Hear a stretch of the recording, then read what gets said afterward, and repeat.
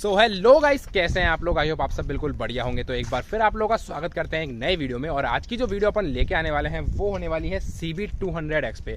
तो यार बहुत से भाइयों का सवाल रहा है कि आपके पास इसमें जो है और ऑप्शन थे इस कैटेगरी में, एडवेंचर कैटेगरी में, या फिर इस बजट में आपके पास और ऑप्शन थे, तो आपने CB200X ही क्यों खरीदी। तो आज सारे भाइयों का जो डाउट है वो क्लियर कर दूंगा कि भाई क्यों खरीदी मैंने CB200X और क्या ये है बेस्ट एडवेंचर बाइक आज के टाइम पे इस कैटेगरी में और इस बजट में। तो वीडियो देखना पूरा एंड तक। उससे पहले अगर आप इस चैनल पे नए हो और इसी तरह का बाइक से रिलेटेड या ऑटो रिव्यू से रिलेटेड कंटेंट देखना आप लोग को पसंद है तो चैनल को कर दीजिए सब्सक्राइब और बेल आइकन को दबा के नोटिफिकेशन को कर दीजिए ऑल, ताकि इसी तरह का बाइक से रिलेटेड कंटेंट आप लोगों को सबसे पहले मिलता रहे। तो चलिए शुरू करते हैं डिटेल में अपना आज का वीडियो कि क्यों खरीदी मैंने CB200X, क्या ये है एक बेस्ट एडवेंचर बाइक।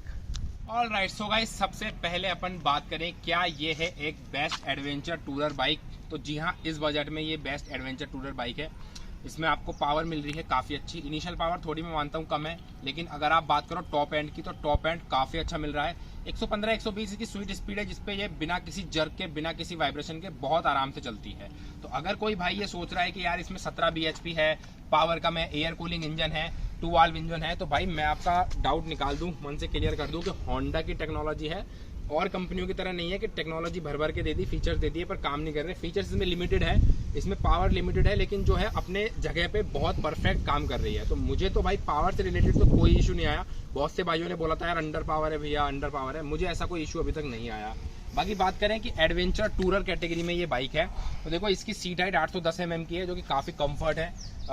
सीट की कुशनिंग थोड़ी सी इतनी कंफर्ट नहीं है जितनी एक एडवेंचर टूरर के हिसाब से हो सकती थी, बट वो आप अपने हिसाब से कस्टमाइज करवा सकते हो, तो उसमें कोई दिक्कत नहीं है। ठीक है, बाकी मैं बात करूँ इसके हैंडलिंग की, हैंडल पोस्चर बहुत अच्छा है भाई इसका। आपको जो कि इसका जो पोजीशन है ना, आप आगे से भी बाइक देखोगे तो rider up front seat position रखा गया है राइडर का, यानी आपको झुक के बिल्कुल भी बाइक नहीं चलानी है। आपका पोजीशन यू रहेगा, तो आप अप फ्रंट होकर बाइक चलाओगे तो ऑब्वियसली आपके नेक और शोल्डर्स में बिल्कुल पेन नहीं आएगा, तो आप लॉन्ग डिस्टेंस आसानी से कवर कर सकते हो। उसके अलावा हाँ, एक चीज़ इसमें है, थोड़ा सा ग्राउंड क्लियरेंस कम है भाई, 167 mm का ग्राउंड क्लियरेंस है।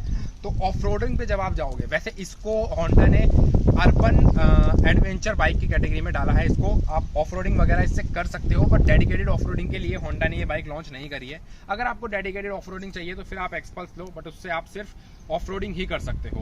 तो इससे आप छोटी मोटी ऑफ रोडिंग कर सकते हो। डेडिकेटेड ऑफ रोडिंग इसलिए नहीं कर सकते कि इसका ग्राउंड क्लियरेंस कम है, तो कहीं ना कहीं आपको हो सकता है पत्थर वगैरह या थोड़ा चढ़ाई पे तो अड़ सकता है नीचे से आपका ग्राउंड क्लियरेंस कम होने की वजह से। तो ये डाउट मैं आपका क्लियर कर दूँ। लेकिन अगर आपका बात है कि भाई एडवेंचर आपको सिर्फ राइड करनी है, लॉन्ग टूरिंग करनी है, तो उसके लिए तो भाई मेरे हिसाब से बेस्ट बाइक है इस बजट में। ओके, सो भाई इस बजट में अगर अपन बात करें और एडवेंचर कैटेगरी की कि भाई यही बेस्ट क्यों है, आपके पास क्या क्या ऑप्शन अवेलेबल है, तो सबसे पहला जो नाम आता है वो आता है हीरो की एक्सपल्स 200। इससे 30,000 रुपये कम की बाइक है, लेकिन मैं उसके साथ क्यों नहीं गया भाई। उसमें जो है ना आपको हालांकि 200 सीसी का इंजन मिल रहा है हीरो का, लेकिन उसमें सबसे जो मेन मुद्दा है 17 bhp की पावर इसमें भी है और उसमें भी है। लेकिन इसकी जो 17 bhp और उसकी जो 17 bhp ना, कहीं रात दिन का अंतर है भाई। मैंने उसको चला के देखा है, टेस्ट राइड लिया है, वो पिकअप और वो टॉप एंड जो मुझे इससे मिल रहा है ना, वो उसमें मजा नहीं आ रहा।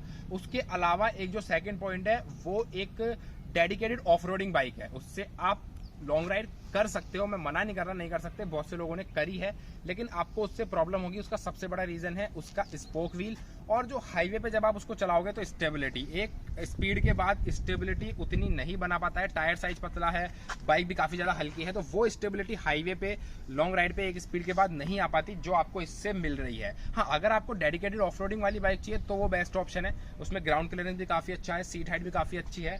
लेकिन भाई जब अपन बात करते हैं हाईवे पे, क्योंकि आप हमेशा ही तो ऑफ रोड करोगे नहीं, आप लॉन्ग राइड पे जाओगे तो हमेशा ही तो मतलब कच्चे रास्तों पे चलाओगे नहीं, आपको हाईवे तो बहुत सा रूट जो है हाईवे से कवर करना पड़ेगा, तो वहाँ पे फिर भाई ये बाइक आगे निकल जाती है।